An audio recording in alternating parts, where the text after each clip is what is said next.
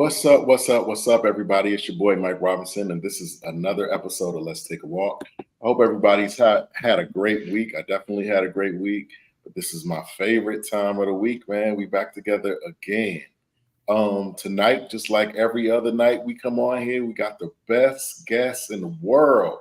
So tonight we have Miss Carrisa Jones. She is a philanthropist. She is the founder of Every Girl Shines. We're going to talk about what exactly that is and how it impacts communities all over the place. I was very excited for this one because anytime you talk to somebody that's from where you're from, it's always a treat because they know some of the things that you know and have seen some of the things that you've seen. So tonight is kind of a treat for me.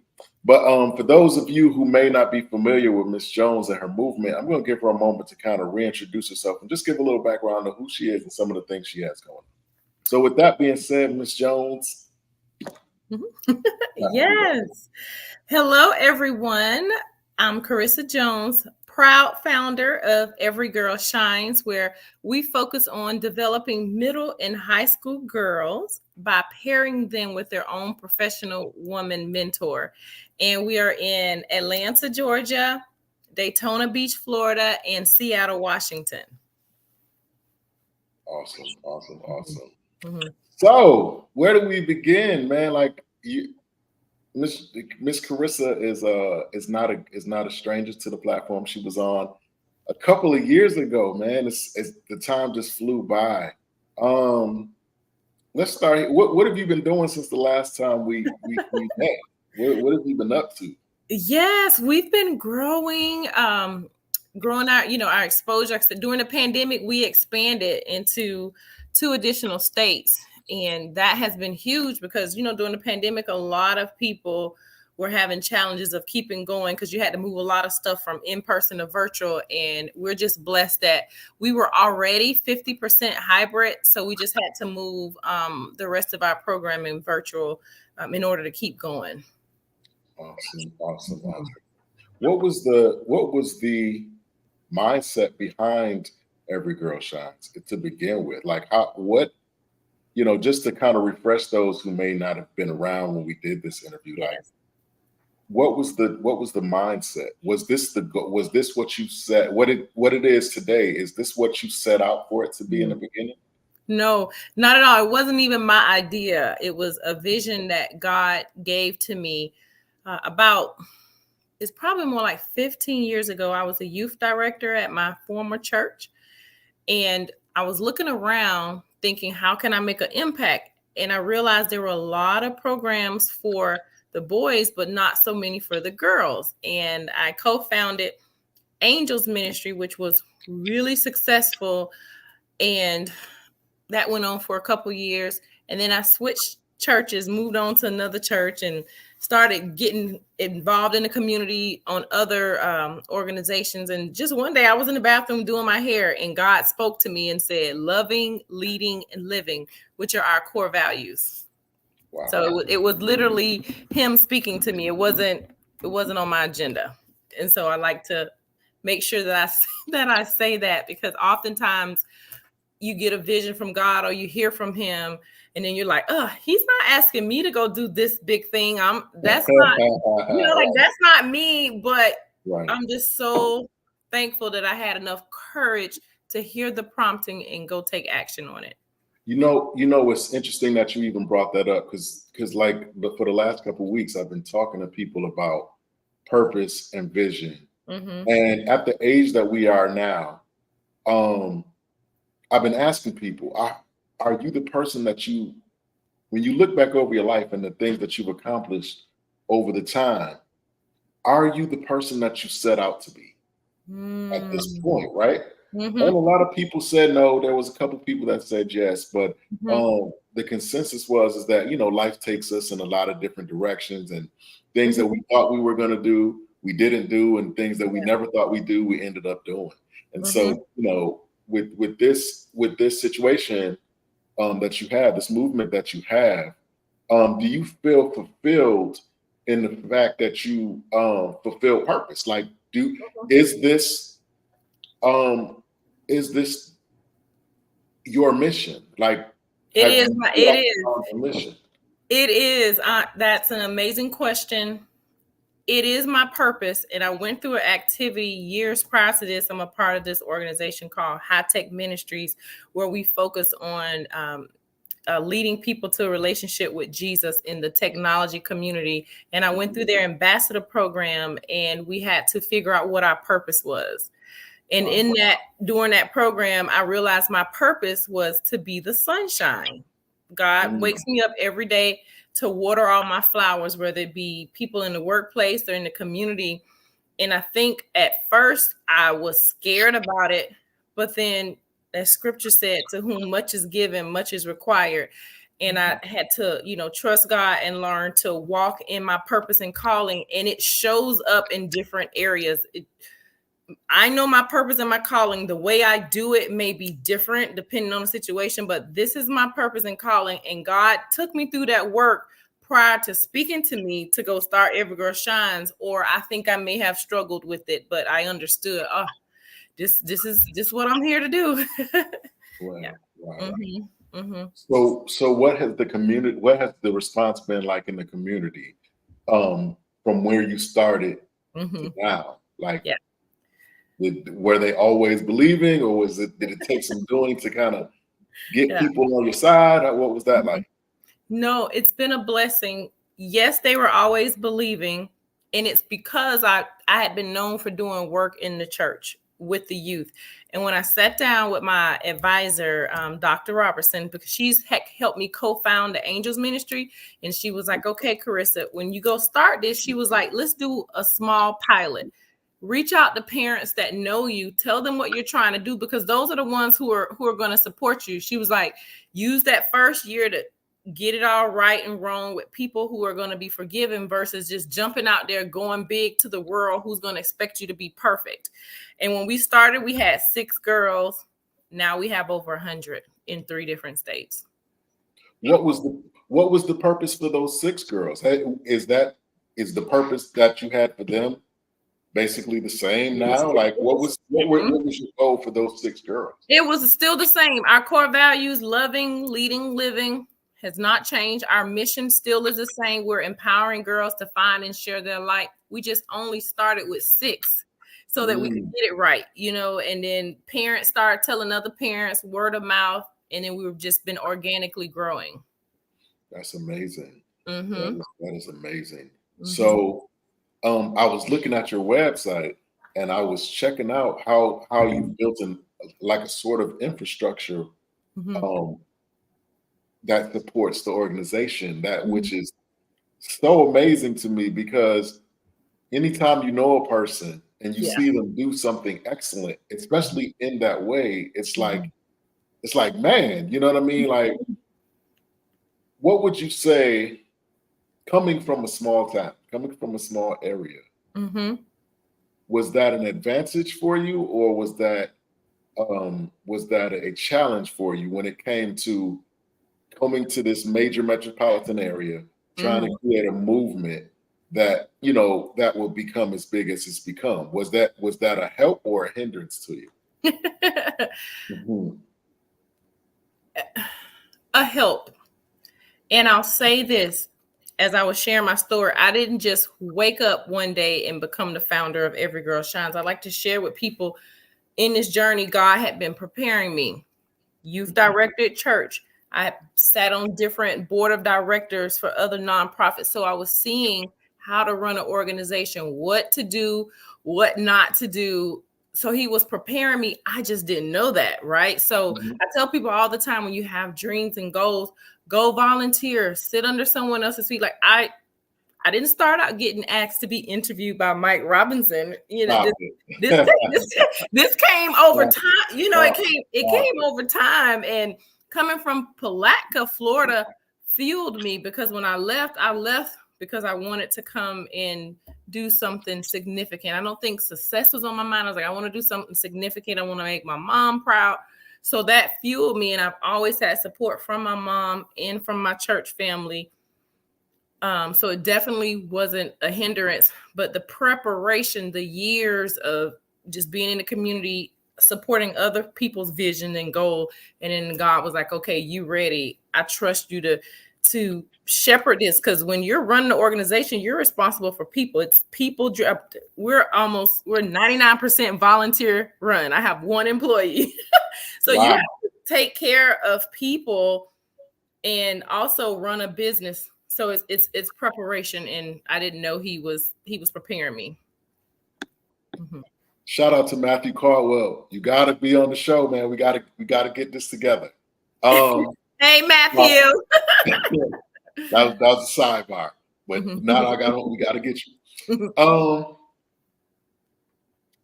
Going forward, when you look at everything that you've been able to do and accomplish, and everybody, all the lives that you've impacted up to this point, when you look at yourself, if you could name one thing,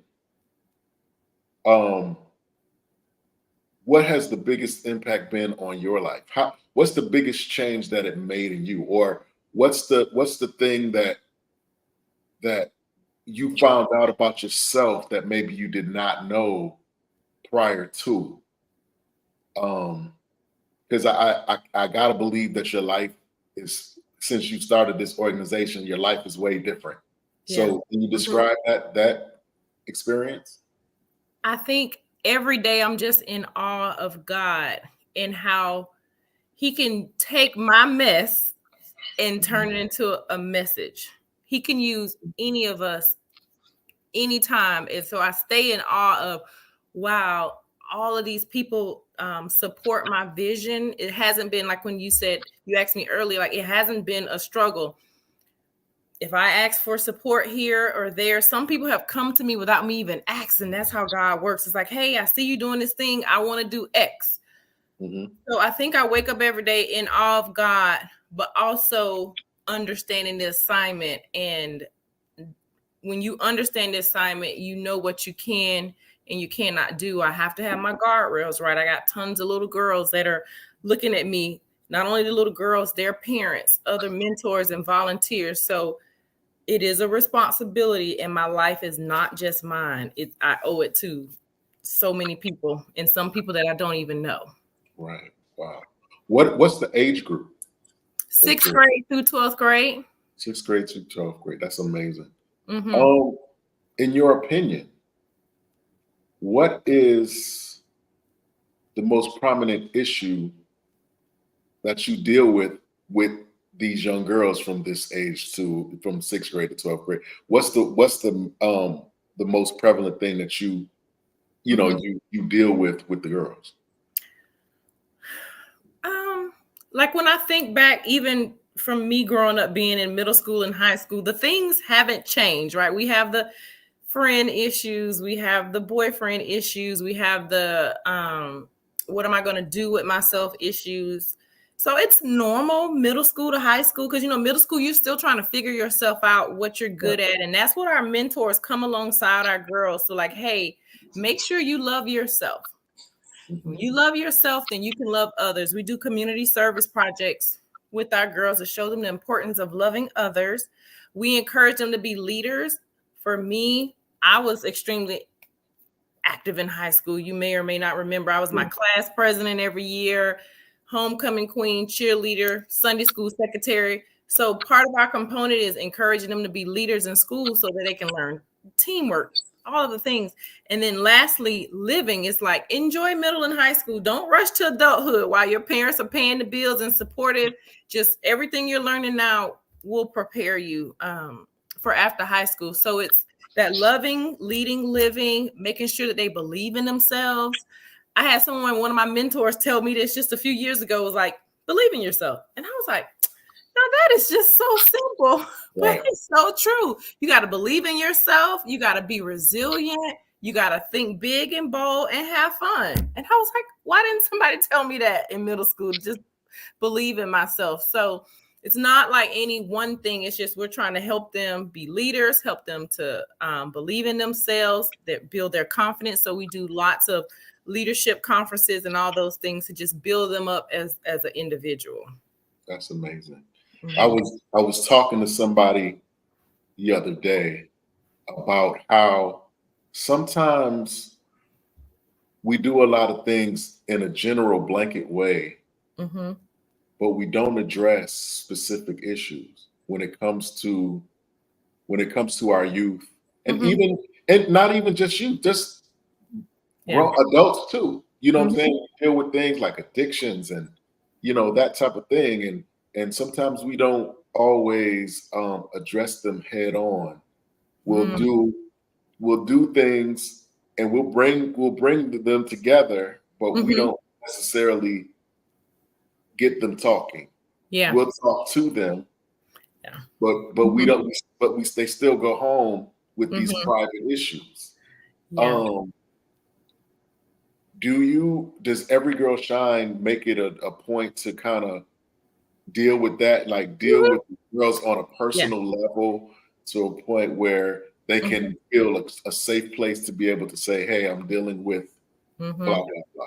Yeah, no, and I love what you said about talking at them and not listening to them. Mhm. So, our mentorship program, we pair every girl with their own mentor who's checking in on them monthly and having those personal conversations, supporting them in whatever they're doing. And then we come together quarterly as a group and we're doing things tied to our core values.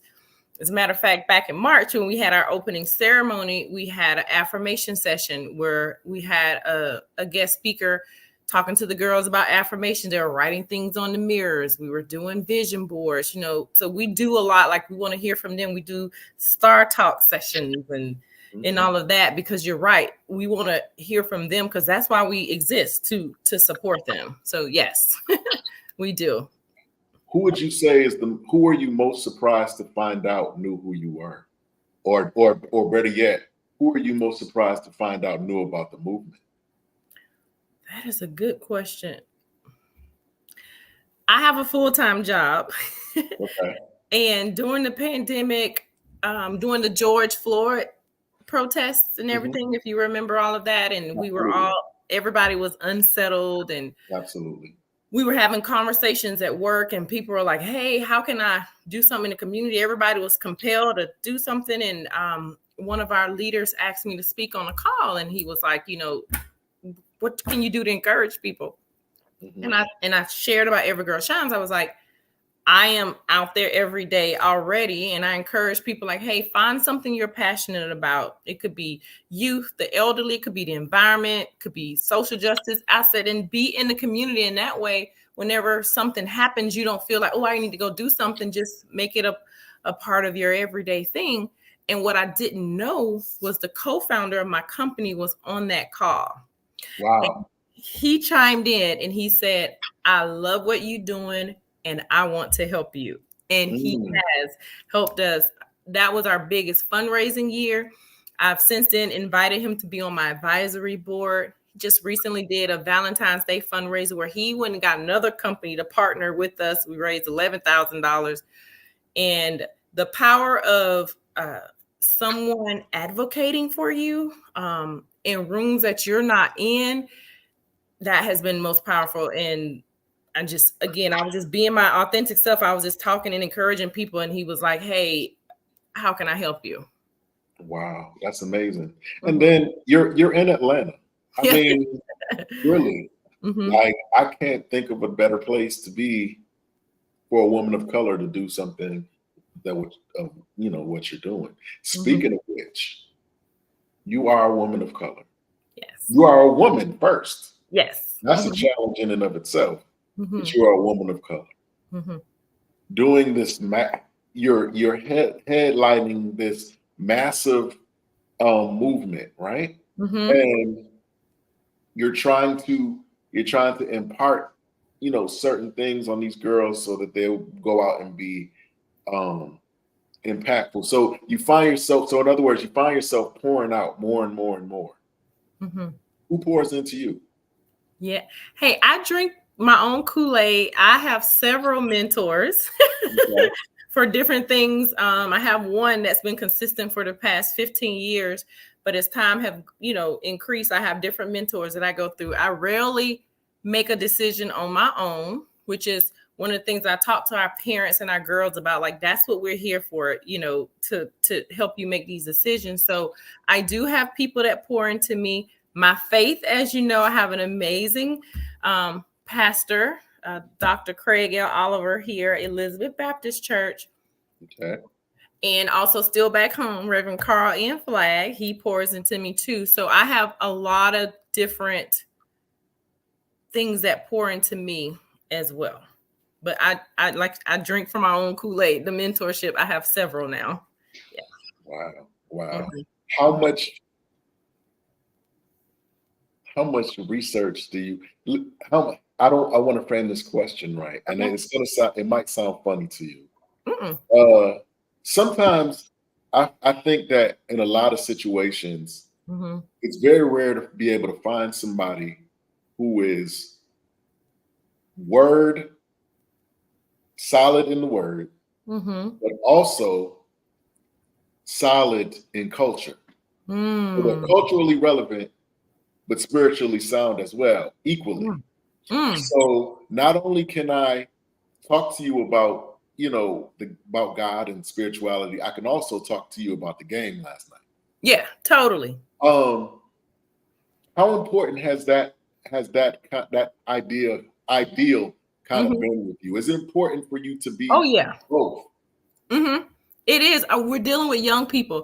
Right. I'm saying I want every girl to shine. I can't be out here not shining myself. Right. And some of my mentors are younger than me too. I want to call that out. Now, all of my mentors are older, or I have some that are same age, some that are younger, because I learn right from the younger people. So in life, one of the things that I have learned is that sometimes we can be so spiritual, we can turn people away from Christ. Jesus was loving. He hung out with tax collectors. He hung out with people that were fornicating. He hung out with cheaters. He could, you already got the people that saved, so he got to hang out with the ones that are not. So it's important to me to be loving, because love conquers all, right? And then for our girls, I need to show them how to enjoy life. Me and my husband are huge sports fans. We have season tickets for all the teams in Atlanta. And while I love the game and the sport, I love the social aspect. I meet so many people in the hot dog concession stand line at the game. And it gives me the opportunity to talk about what I'm doing and then learn from them. Like, I've met so many people when I'm volunteering. I was doing a bicycle ride. I'm in a bike club. I wasn't at the time, but I was just a general rider. And I was riding alongside with this lady, and we got to talking, and I was telling her about what I was doing. At the end of that race, she donated to me just because. And I always think, if I wasn't at that race, I wouldn't have met her. I wouldn't have had the opportunity to talk about what I was doing. And I love to tell people that there are so many people that want to help versus those that don't. You'd be surprised at the generosity of just humanity. People love to help, even if it's $5, $2, or if it's given of their talents. You'd be surprised at people that want to help. I think you're on mute. No. Sorry about that. Earlier you said that you're somebody who was giving you some guidance told you to go to the people that you know first. You know what? Since I've been doing this, I've been doing this since probably like the end of 2020. You're the first person that's ever said that. Nobody ever goes to people they know first. Because, and here's what it is. What I found, and I found it in my own life. Okay. That sometimes you have to go away and come back. Even in Jesus's time, he went to Bethlehem. He went back home, and the people were like, "Oh, that's just the carpenter's son." Yeah. And the Bible says that he was only able to do a few miracles, not because he couldn't, but because the people just didn't believe. They saw him. They saw him for where they saw him last. Yeah. They didn't give him no grace to grow and become, God personified. So you are the first person that has ever said that. Usually I hear people say, "Oh no, I had to go to another state, or I had to reach out to people other places first, and then the people started supporting me here." So that's amazing. And to follow up on that, I have heard a lot of people say that. So I don't want to act like that's foreign to me. Mhm. In my context, what she was saying is that I had built a brand for myself of working with the youth, and that it was going to be an easier sell to people who Right. know that that's what I do. Right. And when she said that, she was like, I counsel people all the time who come to me and say, hey, I want to be a financial advisor. And she was like, I'll ask them, well, tell me your work, show me your portfolio. And they're like, no, I haven't done this. This is just something I want to do. And she's just like, we're going to have a branding issue. She was like, but if you come to me and it's something you've been doing and something you're known for, it's an easy sell. She explained a different audience, the ones that you got to convince versus the ones you don't have to convince. And she's like, you've been doing the work with youth. You're not going to have to convince the parents. You're just going to have to tell them what you're doing. Wow, that's amazing. And I think, like, you know, to your point, I think that the difference between you and a lot of people that I talk to, a lot of times they're starting from scratch. But Yeah. like you said, you had already built a kind of a rapport and reputation for doing what you're doing. So it was an easier transition. So I get that. I totally get that. Going forward, where do you see Every Girl Shines, you know, going forward? Like, is it what it is, or can it be what is it? Yeah. I'm glad you said that. We grew organically really fast. We're in 3 different states. Like, literally, Seattle is on the other side of the world. And then we have 2 locations down here. Once you grow and you get a little taste of it, it's like, okay, let's keep this thing going. But our board, we made a decision last year to stabilize the 3 locations that we have.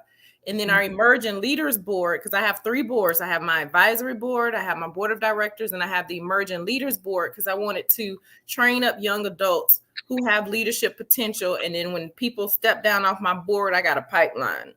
So they've been working on succession plans. I'm included in that. And then a playbook for how to start up a new location.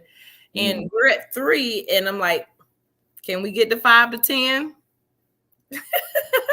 You know, can we enter in some other time zones? We're in Pacific and Eastern. Can we get to Central? Can we get to Mountain? You know, yeah. Wow, that's amazing. You are so industrious, and like even when we were coming up in school, I always kind of admired from afar. You were always in different organizations, you know, moving forward or whatever. I was so angry about being in Florida that I just kind of like, yeah. Yeah. But I always saw that you you know, you were doing your thing. Who would you say is your greatest influence? My mom. She was always helping people. And back then we didn't call it community service. That wasn't even like a name. It was just like, you know, helping people. Like, I can still remember on Sundays her getting up and trying to pick up everybody in the neighborhood, all the kids, to take them to Sunday school, take them to vacation Bible school. And that's what I saw. And she was a single mom. We started out in public housing, like, and I'm like, wow, how can you give when we appear to not even have a lot to give? And she was just like, you can always give, you know. Of course, I'm not going to take our last and give to somebody, but she was showing me that you can always give, and it is a heart thing. And I have mentored other startup nonprofits over the past couple of years, and I always tell them, like, I don't make a dime off of this right now. I don't know what God has in store for me, but I don't. This is like my give back. And when you work for a nonprofit, it is exactly what it says. It is nonprofit. All the dollars that come in go right back into the organization. So it's got to be a hard thing. You got to be in it for the good times, the bad times, the crazy times.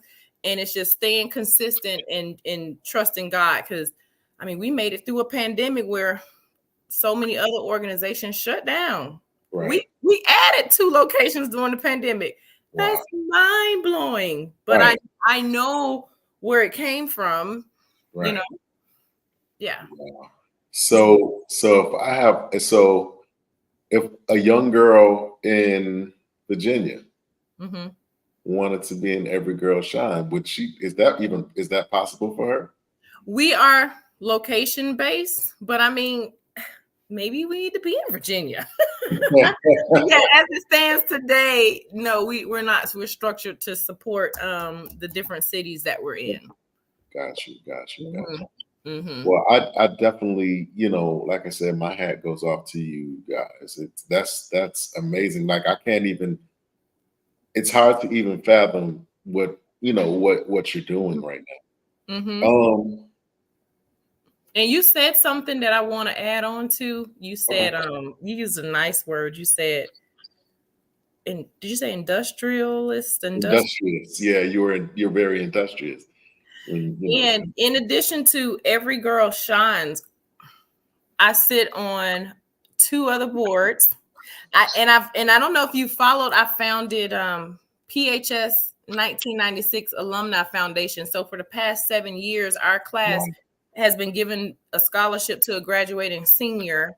Wow. Volunteer with Women in Technology, High Tech Ministries, and even in my church. And I say all this to say, Mike, that still helping other organizations, I learn, and then I'm able to, still be innovative here where Every Girl Shines. And so I know bandwidth can be an issue for people, but I don't still just give all my time to my organization. I'm helping others too. And then it keeps me plugged into, what's changing in the industry, what's going on that way too. So that's a part of it as well. Okay. Shifting gears to a more personal thing. Okay, so I look at you, woman of color, running this massive organization, nonprofit. You got people that are working with you, under you, mentoring and doing all these different things. And a lot of things that there are a lot of things that don't happen unless you say so. So over time you develop, you're a leader, to say the least. And so you're used to being a leader and you are take charge. And like I said, a lot of things don't take place unless you give the go ahead. So how much of a challenge was that for you when it comes to your marriage? Because you're in a leadership position all the time. And so you're in a certain mode most of the time. So how do you, has it been a challenge for you when it comes to your personal relationships? Like, more specifically, like your marriage? Yeah. No, not at all. Because because of my faith, my marriage has its position, and my husband is the leader of this household. So I'm never trying to walk in his shoes, and we still make a lot of decisions together. He's been super supportive. Most all of my events with Every Girl Shines, he's there. He's never said, don't go, don't do, don't be. We just, we work around, each other's schedule. So no, he is the leader of this house, and I respect his role. So there's no egotism there. And I'll share with you, with Every Girl Shines, when we first started, I was the president of the board, and I also was the director of our Atlanta location. And when we were coming up on our 5-year anniversary, and I'm thinking, okay, what's next for us? We're at 5 years. And I was like, in order for this to scale and grow, I don't have to be the president of the board. We had 6 other women on my board. I was like, any of you can be the president. I am always going to be the founder. That will never change. I was like, but I would love for one of y'all to be the president. I was like, and I want to find another leader for the Atlanta location. And I can move into like executive director operations, because I don't ever want to stifle the growth or stop innovation because I'm making all the decisions. And so I essentially gave myself a boss, empowered someone else to lead us, and then created another position on here locally in Atlanta, because in servant leadership, when given the opportunity to lead or serve, you always serve. Yeah. Right. Yeah. So that's kept in check, because I don't mind following someone, because that's how I learned too. Right.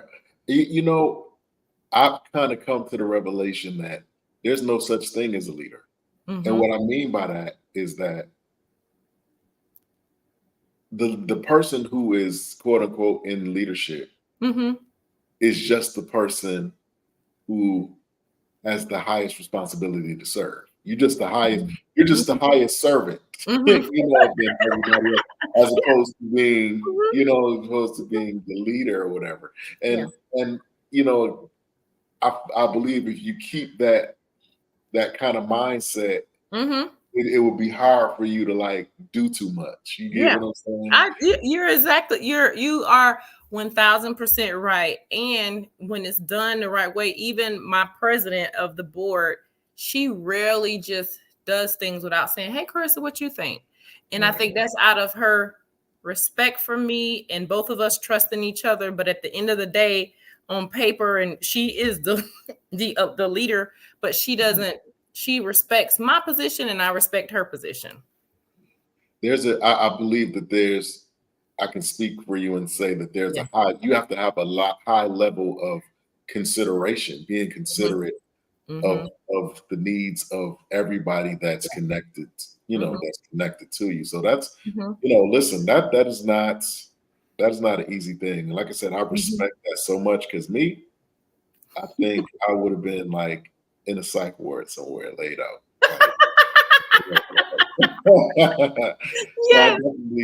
Yeah. I Mm-hmm. definitely respect that. Mm-hmm. Absolutely. Mm-hmm. Do you see a every girl shine and say Palaka?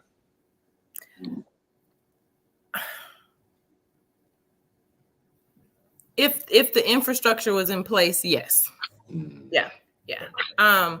It interestingly enough, the Daytona Beach branch is how it got there, not today, but yeah. was started by someone from Palatka.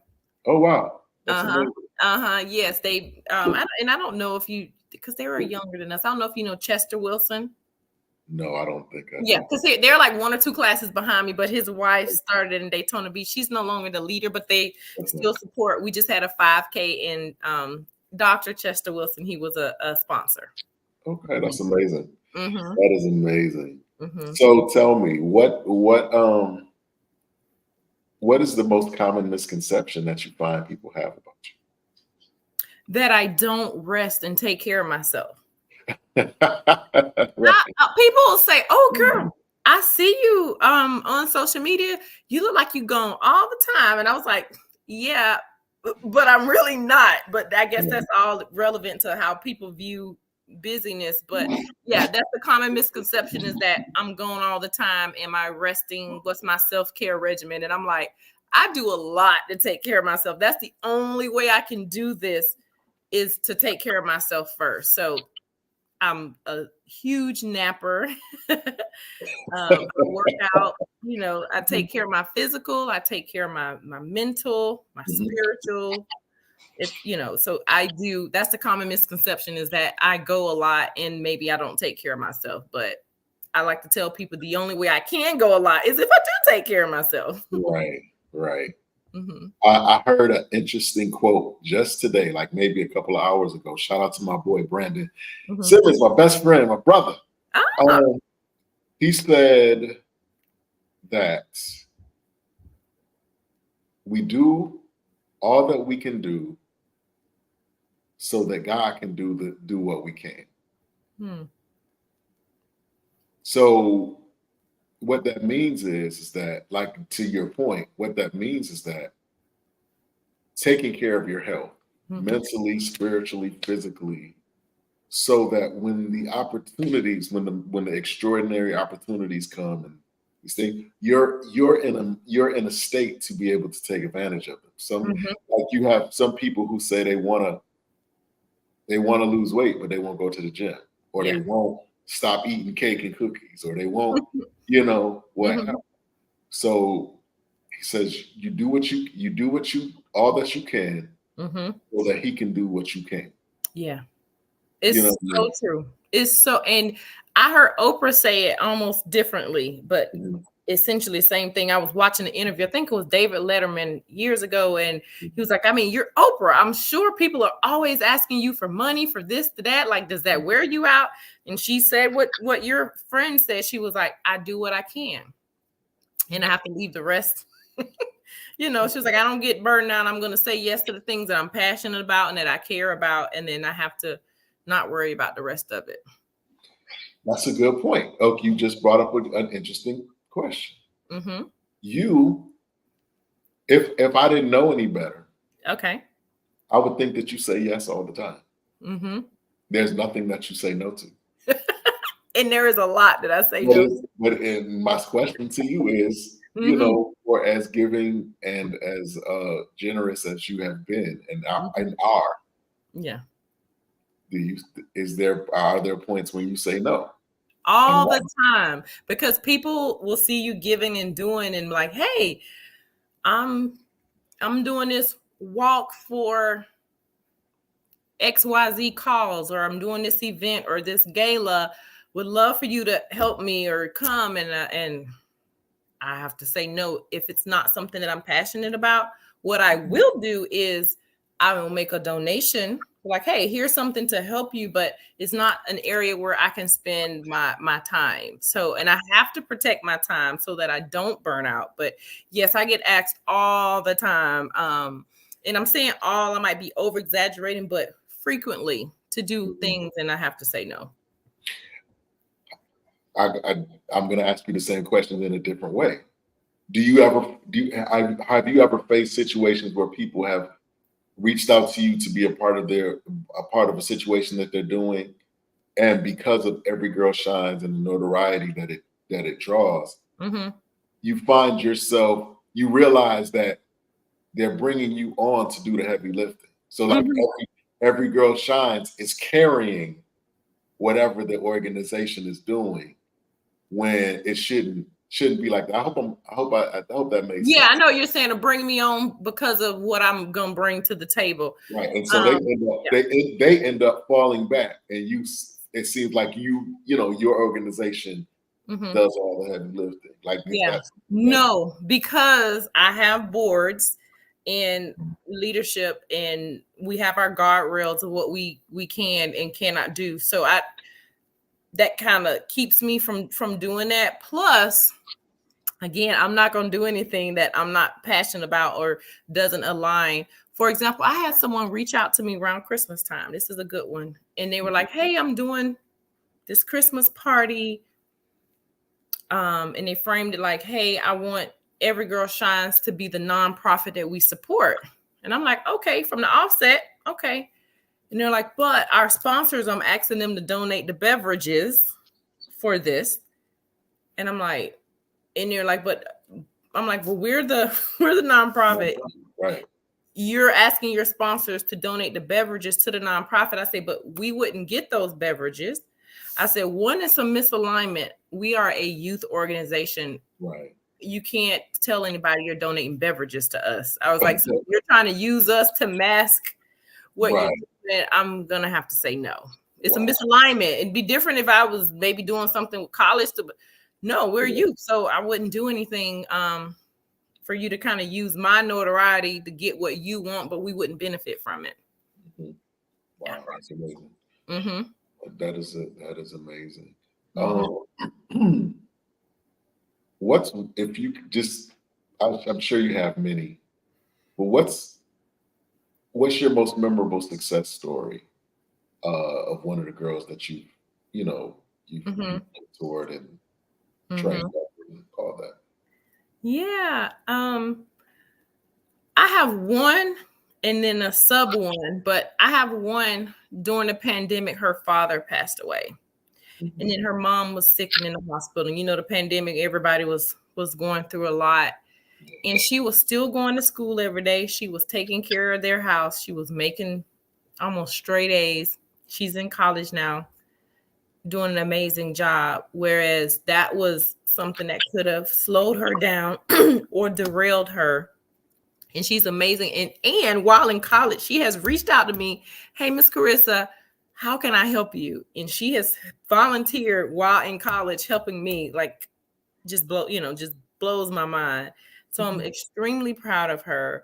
And then year to date, we have 24 girls that have graduated from my program, and 23 of them are in college. and we've given them scholarships. Our scholarship program supports whether you go to a traditional 2 or 4 year college, if you go to a tech school or skills-based school, if you become an entrepreneur, or you go in the military. And all of our girls are majority still going to college. So like that, to be able to have the data, because I have a chief data analyst on my board, and this is our second year producing our impact report, which went out yesterday. I'll share it with you. I think you'll like it. But to see the numbers, like, wow, we have 24 girls that have graduated from our program, and we gave them dollars to help them in school, and they're going to college. The one that didn't use our money, she went in the military and didn't need it. And so we were like, well, if she does a study abroad program or something, we want her to use her money, but she didn't need it because she went in the military. Right. Wow. That's awesome. That's awesome. Yeah. Is it a challenge for you to like know who you are at certain points, because you wear so many hats and you do so many things, you know, as I alluded to earlier, so many things that don't happen unless you say so. You know what I'm saying? Like, how is it a struggle for Carrisa to know exactly who Carrisa is at any given moment? No.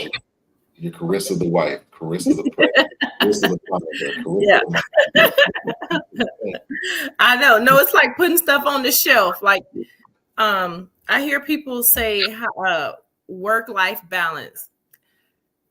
That's really not a thing. I kind of rephrase it to, I just shift priorities. Like today, my husband might need me more. So what I do, I got to sit Every Girl Shines on the shelf. Okay. Tomorrow, Every Girl Shines might need me. So, you know, not like I'm sitting my husband on the shelf, but if he don't need me and he good, then my energy don't go towards him. The next day it could be PHS 1996. The next day it could be me. The next day it could be my job. So it's just whoever needs me at the moment, I sit everything else on the shelf and then I just pick it back up. Because if you look at everything that's on the shelf, you might go, wow, and it could cause anxiety and all the things. And I just learn how to just sit things down and focus on what I need to at that moment. I got a question for you. Listen, at this point in your life and the career and everything that you've been able to do, what's the hardest thing for you not to do at this point in your career? The hardest thing for me not to do. Yeah. So that's a good question. I have to keep my track record in the back of my mind so that whenever I come up on something hard, I'll be like, okay, Carrisa, you did this before. Yeah. You can do it. You know, like when you go to God and you're asking for stuff and you have to remember, you know what? He helped me out the last time. I ain't going to panic. I got to give it to him and then be okay with it. So I rely on track record to help me, but there are things that are hard. And then I just be like, just do a little bit at a time. If I'm doing a little bit of the hard thing every day, then it eventually gets done. Wow. Okay.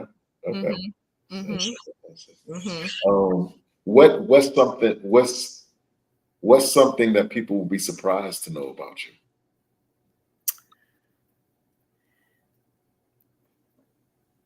They would probably be surprised to know that, one, baseball is my favorite sport. People are always shocked at that.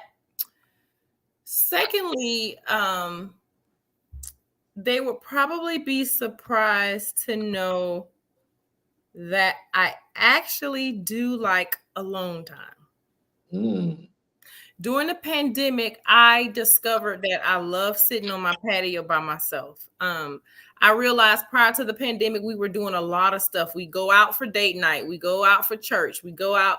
And then when the pandemic happened and we couldn't go anywhere, my house became my church. We was looking at church online. It became my gym. We literally transformed one room. We got Peloton treadmill, Peloton bike, all the weights.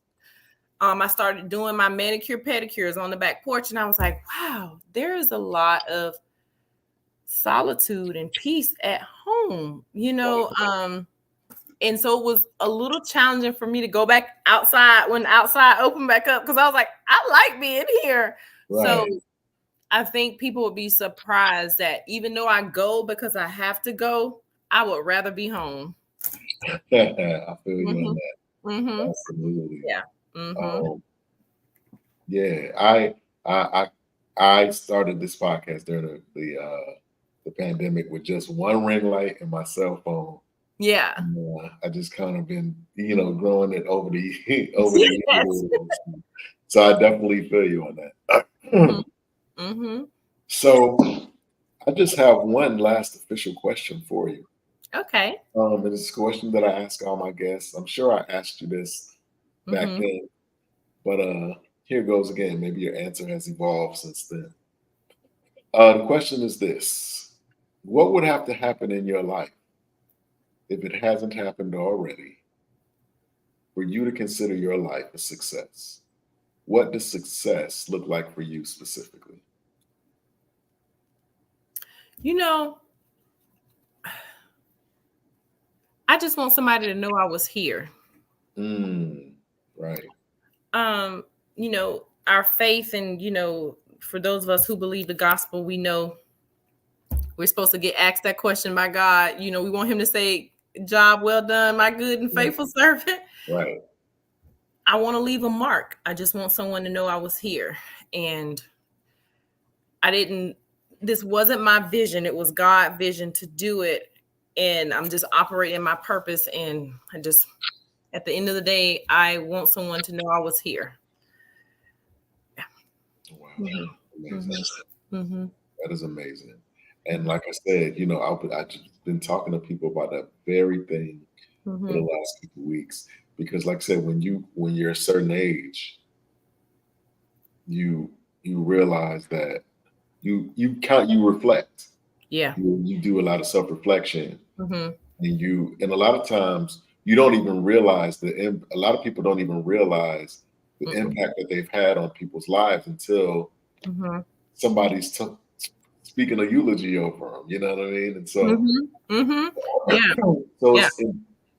so for me, it's definitely important to walk in purpose, to find my purpose. Mm-hmm. And I think that so many people, if they're anything like me, they have so many interests. Yeah. So many things that interest me, Mm-hmm. and it's hard to find that thing or that thing that drives you and gives you purpose and fulfills you, so to sustain you while you're doing everything else. Mm-hmm. So to what you were saying, I take my hat off to you, if for nothing else, for that. That's dope in and of itself. Yeah. Um, Yeah. And I'll going back to how this got started, it was not my idea. Because I hear people, I hear stories, because I love to hear stories of people talking about, hey, it was always my dream to do this. I've always, I love hearing that. And I think when people ask me how I get started, they're expecting me to say, oh, this is my dream. It was not. And I would not be transparent if I said that it was. I have to tell people this is what God told me to do. And I'm just glad I had enough courage to do it. So, so I just have a different take of, once he told me to do it, I was like, okay. And now I know why he told me to do it, but it wasn't like my dream or my goal. But now that I'm in it, I have dreams and goals for it to wow, keep it going. Yeah. that's Mm-hmm. amazing. That's Mm-hmm. amazing. Sometimes, like you said, to your point, sometimes God, you do a certain thing well, Mm-hmm. right? Mm-hmm. And you think that that's going to be the thing Yeah. that sustains you, or that keeps Yes. you. People Mm-hmm. are telling you, "Oh, you are great doing that. Yeah. You should follow doing that." And in the midst of doing that, like you said, you find other interests within the realm of it, Yeah. and that you didn't even know that you. So in other words, sometimes the gift is not necessarily the end all to be all. It's just a vessel. It takes you to where Mm-hmm. it's supposed to be. Yeah. That's super. That's amazing. Totally. I thought of something else from your question of what would people be surprised to know about you? Mm-hmm. This just came to my mind. And maybe, I don't know, I'm gonna test you. Maybe you won't be surprised, but I lost my grandma in the 9th grade. Okay. And when she passed away, people were coming over to our house every day, bringing food, doing all the things. Mm-hmm. And then after the funeral, people stopped checking on us. There was no more people dropping by giving food. It was just like, whoa. And my grandma lived up the street from us. We saw her like every day. And it's Right. like, how am I supposed to live? Well, how do I move forward? And I just always remember that being a struggle for me and my sisters, and especially my mom. My mom, we went years without even being able to say Happy Mother's Day to her, because she's like my mom. And, it was a lot, which I now know that there's grief counseling, but in Right. our community, we don't talk about counseling a lot. Right. So one of the things that I started doing over the years, shout out to my mom, because she still puts cards in the mail to me. She would send them to my office, like, have a good day. And now with technology, we text, we email, but she still keeps the greeting card. She keep Hallmark in business. So Okay. yeah, so with social media, when I see people who say, "Oh, I lost a loved one today," or something, I'll DM them like, "Hey, can you share your mailing address with me?" Mm. And I started a little postcard ministry. And over the years, some of the people start writing me back, and we become pen pals. And sometimes my note is just like, "I'm thinking of you," or "I'm sending you a hug through the mail."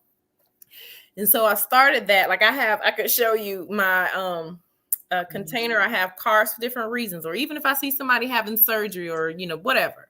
Mm-hmm. Well, recently, a few weeks ago, I received an email from our councilwoman that the sheriff department was looking for chaplains. And I had only ever met one woman who I hired at my company. She was a chaplain, and she was transferring over to be a software engineer. And I was like, oh, I always thought the chaplains were ministers or preachers or whatever. Yeah. So I was always in awe because I had never met a woman chaplain. So when I seen the form come out, I was like, I'm gonna sign up for it. Worst case, they can say no, I ain't qualified. Right. I got an email Sunday inviting me to chaplain training. Wow. Okay. So that's like something I don't broadcast because it's very personal and people are grieving. But I've been doing it for a couple years. It's just a thing to me because of what I went through, and I'll learn next week when I go to the first chaplain training. What's entailed. I don't know if it's with inmates or it's when tragics happen and police officers have to go to people's home. I don't know what it is, but I'm excited because I feel like it's something that's been passion in mine, and now I can take it to another level. Wow. That's amazing. That's just funny that you brought that up because last week my guest, shout out to Kimberly Richardson, a chaplain at a hospital in DC. Okay. And we were talking about that. Check out the interview. I will. Okay. Yes. Yeah, she was talking about her journey and basically what she does. She works in the hospital, so like people come into the emergency room, maybe they've gotten shot or whatever. So she comes in and she talks to the family and she, consoles them and helps them. She prays for them and stuff like that. She was talking about how, everybody that she comes into contact with is not Christian. Sometimes they're Muslim, sometimes they're atheists, sometimes, they're Jewish or whatever. And so she has to be, versatile to the different people that she comes into contact with. But that's funny that you. Oh my God, I'm going to watch that. So she's be the second woman that I've heard of that's a chaplain. Yeah. She was even saying how like she's very attractive. Okay. She was saying even in that, she said she got to be purposeful in that because if you go in there if you go in there looking crazy, they don't tend to receive you well. Yeah. Yeah, check her out. Oh, that's exciting. Yeah. Okay, I will. I'd love to hear that. So that's going to be a new journey, but I feel like I've been, doing a little version of it. Wow, that's amazing. Well, I mean, I don't want to keep you any longer, but I want to say thank you for coming on to the platform. And this is an open invitation. Anytime you want to promote something, talk about something, put something out, please feel free. Let me know. We definitely, will make time to do it. If somebody saw that, was watching this, and they wanted you to kind of expound on something that you might have said, or maybe they want to get involved in some way with Yeah. Every Shines or some of the things that you're doing, how can they get in touch with you? Yes. Our website, everygirlshines.org. Please follow us on social. We have Instagram @_everygirlshines, but all of our contact information is there. We are always accepting volunteers or mentors. There's a lot of different ways for you to give your skills back. If you live in Daytona Beach, Florida, or Atlanta, Georgia, or Seattle, Washington, we'd love to have you. Awesome. Mhm. Well, again, I want to thank you again for Thank coming you. on. Thank you. I want to thank you for coming on the platform. I really appreciate it. I definitely learned a lot, and I definitely know that the people that are watching learned a lot. And you are definitely an inspiration, not just because of Every Girl Shines, but the fact but because of the fact that you are dispelling a lot of stereotypes. And I hope that you realize that in and of itself, what you're doing, just by virtue of who you are, the person that you are breaking down barriers that some are afraid to, some can't, or whatever the case may be. But you are doing something that is monumental and is groundbreaking. And a lot of times the youth use the excuse that they never had an example, or they never had anybody to look, and you are giving them somebody to point to and say, okay, well, Carrisa is doing this. Yeah. She has started this organization. If she can do it, you can do it as well. Yes. So absolutely, that's amazing. Yeah. Oh, and you too, you shared during the interview that you started on your cell phone with your ring light camera. Now you got a whole setup. I mean, just like, hey, like my starting six, I tell people when they come to me and they're asking about, how to start, I'm like, just get started. You don't have to have all the answers, I said, but focus on the few that you take care of, and they're going to go tell people. They'll be your biggest promoters. And so it's that consistency. You could have given up during the pandemic, there's a lot of reasons, but if you stay consistent, then you look up and you're like, whew, I've been doing this for 4 years. Right. That's a fact. I'm going to leave you with this, like my pastor. Shout out to Pastor Ray Miller.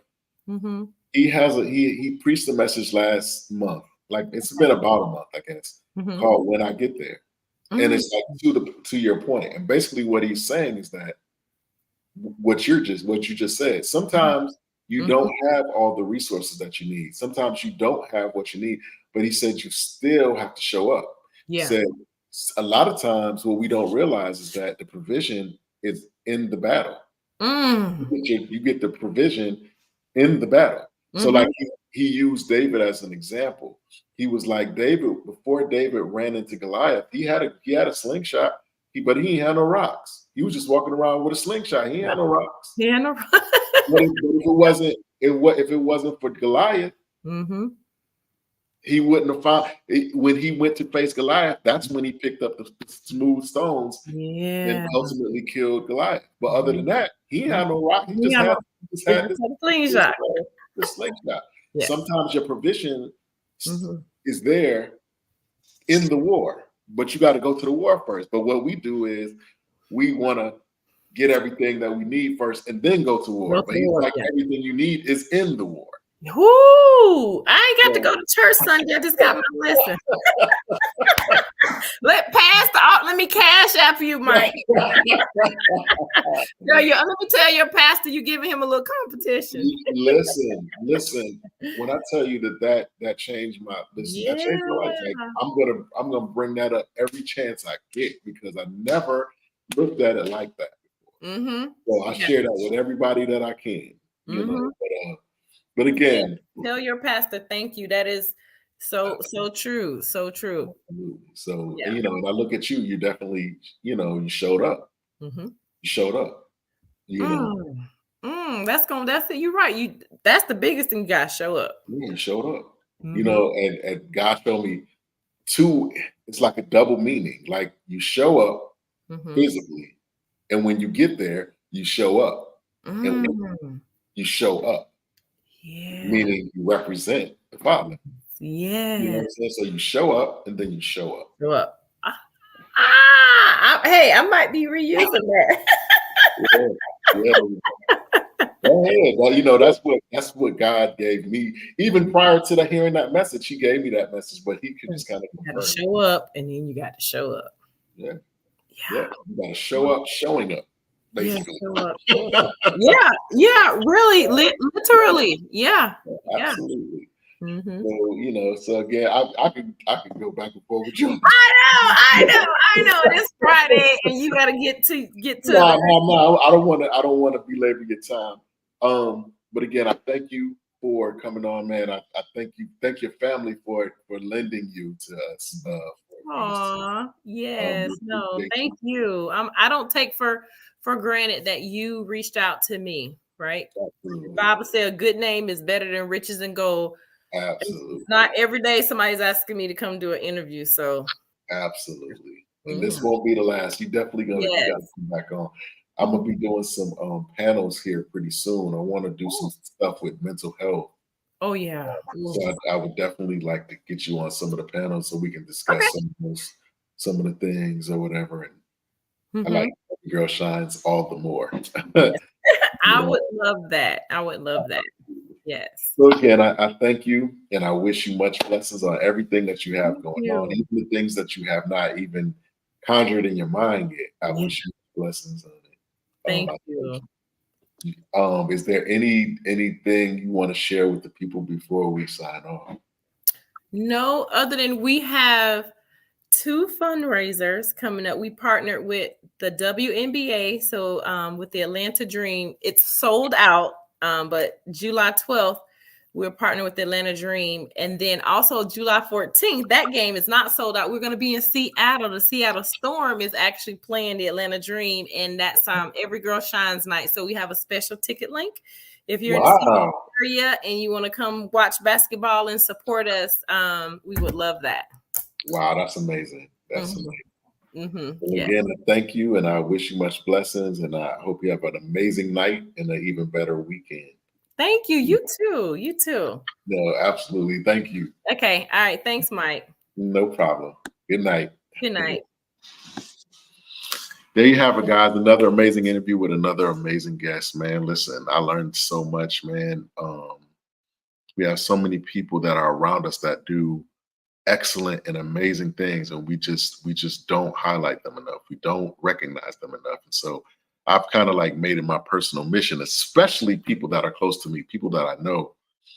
I've made it my personal mission to try to create a platform that allows them to expose what they're doing and hopefully reach the ear of somebody who may be, somewhere else who they may never have met before prior to this, this forum. So, I encourage everybody to check out everygirlshines.org and just see what the organization is about. Invest in it, pray for it, donate to it. You can even maybe you can create a Every Girl Shines in your city, wherever that may be. But as I tell you guys often, um, if there's something that God has given you, a vision, a plan, a script, a song, a book, a degree, whatever it is, this is your time to walk in that thing. If it's keeping you up at night, you may not have, like we said in the interview, you may not have everything that you need to that you think you need to accomplish um said goal. But as my pastor said, shout out to Pastor Ray, you have to show up. Sometimes you just got to show up and allow the miracles to take place. um we talk about the man who God sent up to the hill to sacrifice his son. And on the way up to the hill, the son said, "Where's the sacrifice? I see the wood, see the fire, I see all this stuff, but where's the sacrifice?" So he got all the way up to the hill, and he's getting ready. He tells his son to lay down on the block, and he's about to sacrifice his son because the Holy Spirit instructed him to. And right in the nick of time, the Holy Spirit stopped him, and there was a ram in the bush. But had he not showed up, that provision would not have been made. So I say that to say, you got to show up, guys. We got to show up. We need you. We need your movie. We need your book. We need your script. We need your doctorship. I'm making up words. We need your entrepreneurship. We need your architectural gift. We need your art. We need your health and fitness knowledge and all that. We need it. We need it. We're all created for a purpose. So allow yourself to walk in it. And again, you may not have everything that you think that you need. However, you got to show up. Got to show up. Got to show up. So with that being said, guys, I am going to sign off, and I will see you guys next week. I hope you guys have a great weekend, and take care of yourself. So with that being said, y'all, let's take a walk.